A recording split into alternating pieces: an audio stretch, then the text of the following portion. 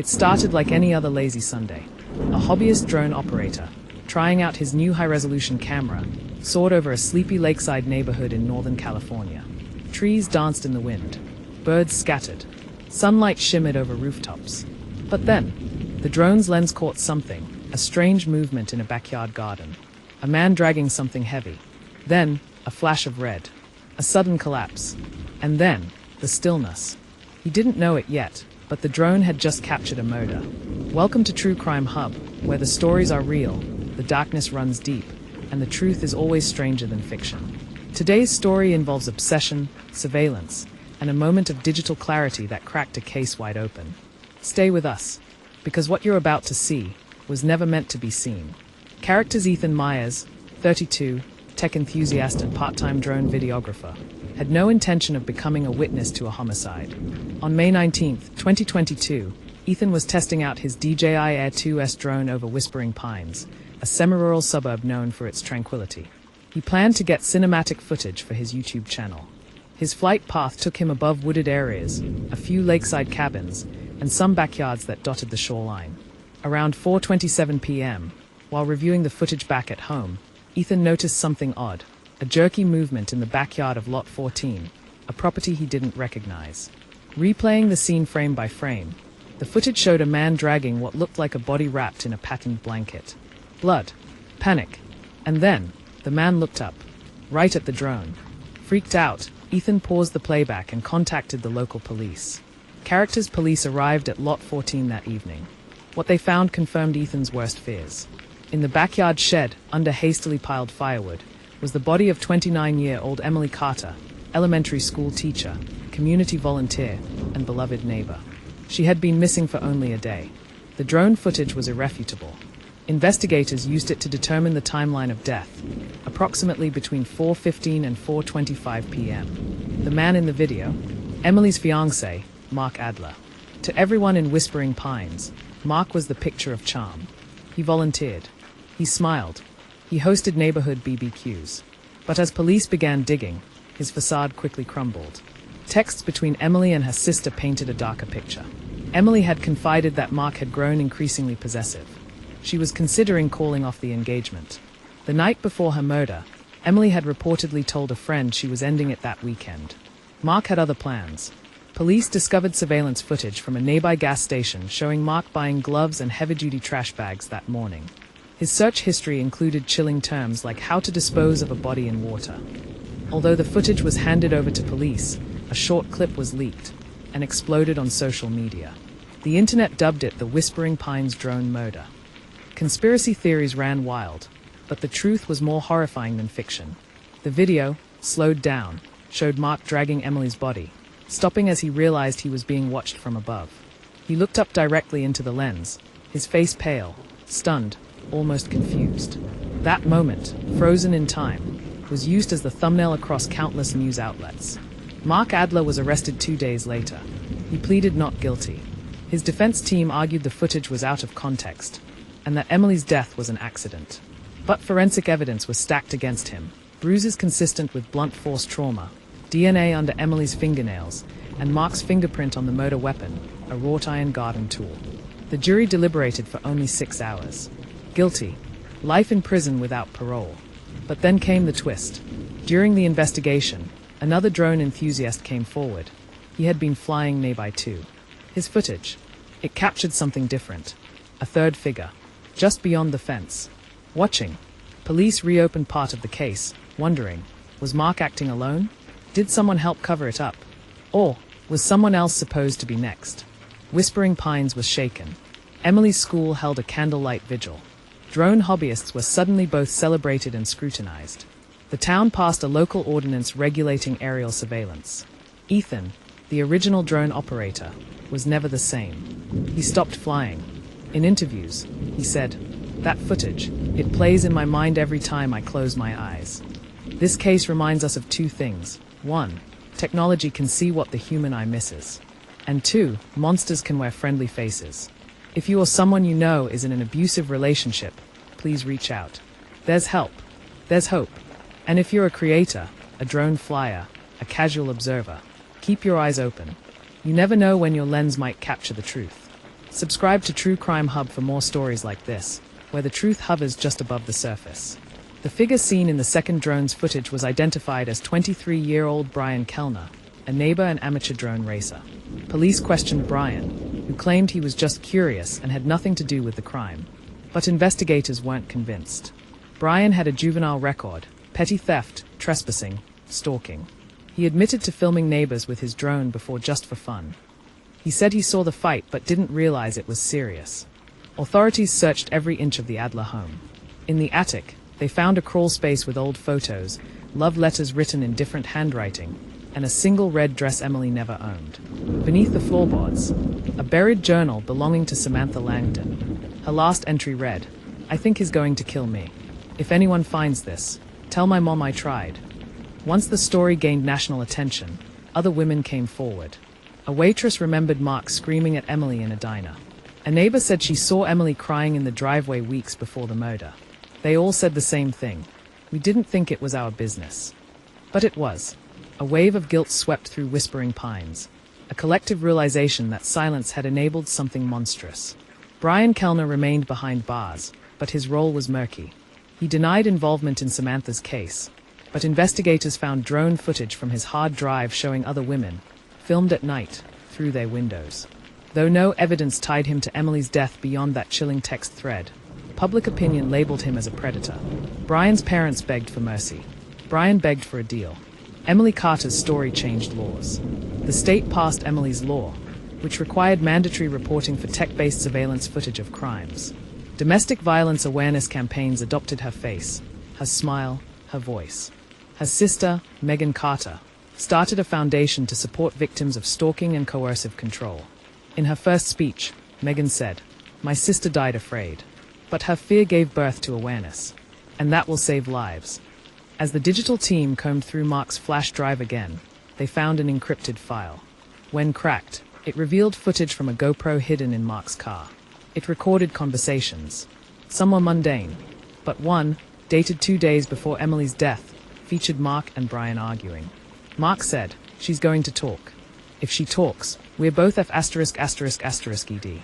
Brian replied, "So what do you want to do? End it." In a separate file, investigators found reference to a third name, KH, a friend of Brian's. A known associate. Someone who had moved out of state just after the murder. Police tracked him down, Kyle Henders. He admitted they had discussed dark stuff but denied ever being involved. However, cell tower data placed him in Whispering Pines that day. And worse, his fingerprints were found on the garden shed door. This wasn't just a story about one man's crime.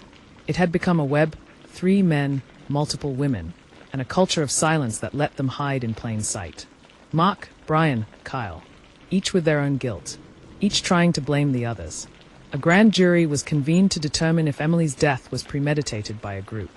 If so, the charges would escalate. Meanwhile, true crime forums exploded with theories. One post went viral, analyzing the drone footage frame by frame, claiming to see a fourth figure. Another claimed Mark had a burner phone still unaccounted for. The case became internet lore, Reddit threads, YouTube breakdowns, even TikTok psychics offering analysis. But police cautioned, don't get distracted by noise. The facts are horrifying enough. Just when it seemed everything had been uncovered, Ethan Myers came forward again. He had found a corrupted video file from his original flight. After tech experts restored it, the footage showed the full sequence, from the moment Emily fled the house to the exact strike that killed her. And in that final second, another face appeared. It wasn't Mark. It wasn't Brian. It was Kyle. Just when it seemed everything had been uncovered, Ethan Myers came forward again. He had found a corrupted video file from his original flight. After tech experts restored it, the footage showed the full sequence, from the moment Emily fled the house to the exact strike that killed her. And in that final second, another face appeared. It wasn't Mark. It wasn't Brian. It was Kyle. With Kyle Henders now identified in the final footage, police reclassified the case as a group assault resulting in homicide. Kyle was arrested in Nevada while working under a false name at a small hardware store. His initial reaction when confronted with the evidence: silence. Then finally, a whisper: she was never supposed to die. But prosecutors now had a trio. Each piece of drone footage told part of the truth. Combined, they showed murder in high definition. In Kyle's garage, police found what neighbors called the tape room. Inside, walls lined with VHS tapes, old mini-DV cassettes, and hard drives. He'd recorded women for years. No one knew. No one asked. Kyle's ex-girlfriend testified that he once said, "I like to own moments." Each tape was labeled by name, date, emotion, sad, crying, leaving. The psychological depth of the horror became clear. This was about control, legacy, power. A fourth name emerged, someone no one expected. Emily's student, 10-year-old Noah Ramirez, lived next door. He had been in the backyard when the murder happened. Traumatized, he hadn't spoken about it until his mother, watching the trial, realized he had drawn something. Emily, running, 2 men behind her. Noah said, "She told me to go inside and lock the door." He had heard her scream. Haunted but determined, Ethan Myers picked up his drone once again. This time, not for YouTube views. Not for cinematic nature shots. But for justice. He collaborated with the Carter Foundation to build a drone program for missing persons. "Eyes in the sky," he said, "can find what evil tries to bury." Ethan's footage had become evidence. Now, it would become a tool for change. With all 3 men in custody, the trial became a national event. Mark Adler, Brian Kellner, and Kyle Henders were each tried on separate charges, then as co-conspirators. Emily's family sat through weeks of horror replayed in court. The drone footage, the recovered tapes, the journal, the flash drive. Each man was sentenced to life without parole. But justice, as Megan Carter said, never brings her back. It just stops more Emilys. Despite the verdict, many critics asked, how did these men stay hidden for so long? How did so many women report unease? Yet no action was taken. Investigations found that 3 restraining orders against Mark were never fully processed. A failure in the system. A tragedy of inaction. It led to sweeping reforms in how domestic complaints were handled statewide. The Carter Foundation grew into a national organization. They offered self-defense classes, surveillance detection, and psychological support for women in controlling relationships. They also partnered with tech developers to create a drone app that instantly alerts users when suspicious activity is detected in footage. Megan said, "We can't prevent all violence, but we can stop pretending it doesn't happen." Even after the convictions, online communities continued dissecting every detail. A YouTube creator claimed there was yet another person involved. TikTok users recreated the crime scene. A docuseries launched on a streaming platform.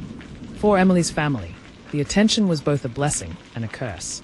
Megan begged, "Let my sister rest. Let the truth speak louder than the spectacle."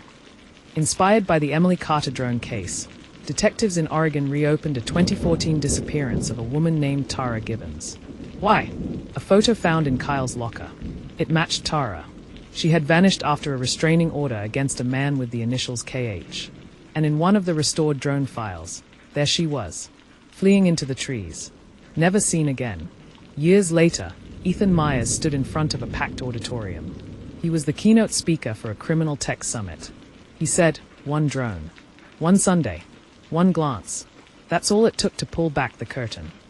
He paused, holding up a printed frame of the infamous footage, Emily mid-run, Mark mid-strike. Never underestimate the power of observation, or the price of silence. Detectives devised a trap using Kyle Henders' own guilt against him. They leaked select footage to the media, not enough to convict him, but just enough to provoke panic. And it worked. Kyle requested a meeting with his lawyer. In that quiet conference room, his hands trembled. He thought he was shielded, thought his past power would protect him. But as investigators unveiled new footage, stitched together from multiple drone sources, Kyle cracked. "I didn't mean for it to go that far," he whispered. The words weren't a full confession, but it was enough. Enough to push forward with charges. Unknown to the police, a network of drone enthusiasts had been working in tandem to investigate what they called the Emily footage. Some were tech geeks. Others were activists. All were outraged. One of them, a teenager named Liam, discovered something overlooked, a thermal imaging capture taken the night of the murder. It showed 2 figures dragging Emily's body, Kyle and someone else. The evidence contradicted Kyle's narrative. He didn't act alone. The second figure was identified as Victor Langston, Kyle's longtime business associate and fixer. Victor had a sealed criminal past, political connections, and a talent for disappearing. Once his face appeared in the drone footage, authorities had a name and a target. Victor was placed on a nationwide manhunt list. The media storm intensified. Emily's parents, who had remained quiet throughout the investigation, broke their silence. In a televised interview, her mother clutched Emily's favorite necklace as she cried. They thought she was disposable. But that drone saw her, and now the world sees them. The family's pain ignited public anger. Protests erupted. Hashtags trended. #Justice for Emily became a movement. Victor was found hiding in a remote lakeside cabin, caught by a silent drone operated by Liam's network. The teenager handed the footage to the authorities, who swooped in. Victor tried to escape through the woods, but was surrounded. In his possession, burner phones, documents, and a hard drive labeled with Emily's name. The hard drive revealed emails between Kyle and Victor, planning not just Emily's murder, but the silencing of at least 2 other whistleblowers. Emily had uncovered a scandal tied to environmental violations and illegal government contracts. She was going to publish everything. That's why they killed her. The courtroom overflowed. Journalists, supporters, drone operators. Emily's story had captured the nation. Kyle and Victor were charged with conspiracy, first-degree murder, obstruction, and unlawful surveillance. Their defense teams tried to suppress the drone footage, but it had already been authenticated by independent tech experts. During cross-examination, Kyle's arrogance resurfaced. He smirked, downplayed Emily's role, said she knew the risks. The room went silent. Emily's father stood up. She risked her life for the truth, and you ended it like a coward. The judge had him removed, but not before the world heard his pain. Liam testified. His voice wavered at first, but then grew firm. I just wanted to fly my drone. I didn't expect to find a body. But once I did, I couldn't walk away. The jury leaned in. His footage had made the case. His honesty sealed it. The courtroom burst into sobs and applause. Emily's family hugged one another. Liam cried silently. The nation watched justice unfold in real time. But something still lingered, one final clip yet unreleased. The storm raged as the drone footage played on a loop in the command center. Forensic analysts, tech specialists, and detectives huddled together as frame-by-frame deconstruction began.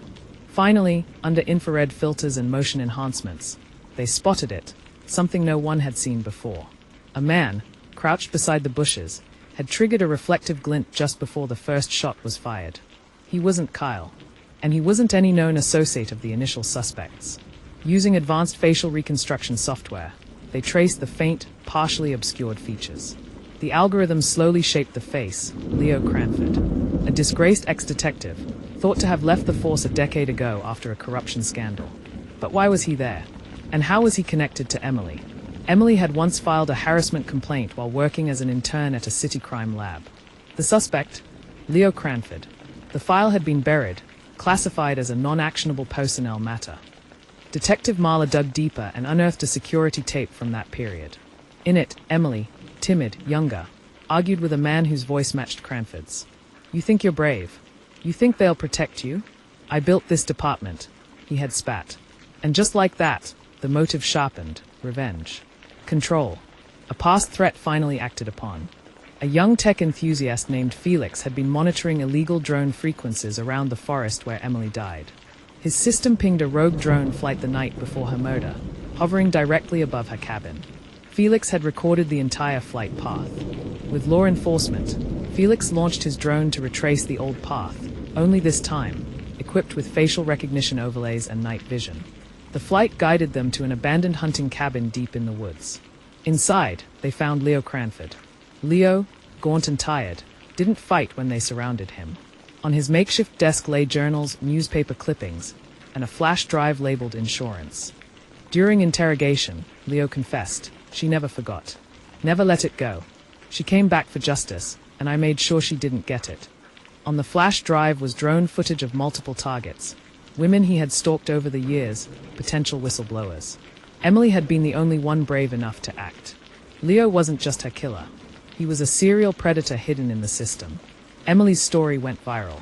The footage was released with care, respecting her memory while exposing a culture of silence in law enforcement. A scholarship fund was started in her name for women in forensic science. Felix and Marla spearheaded advocacy for drone footage to be admissible in early-stage investigations. And her final moments, though tragic, sparked a revolution. If this case moved you, if Emily's bravery, the power of technology and the resilience of truth resonated. Don't let her story fade. White right pointing backhand index. Subscribe to True Crime Hub for more stories that unearth buried truths. Thumbs up sign, like, share, and comment below. Do you think drone footage should be standard in law enforcement?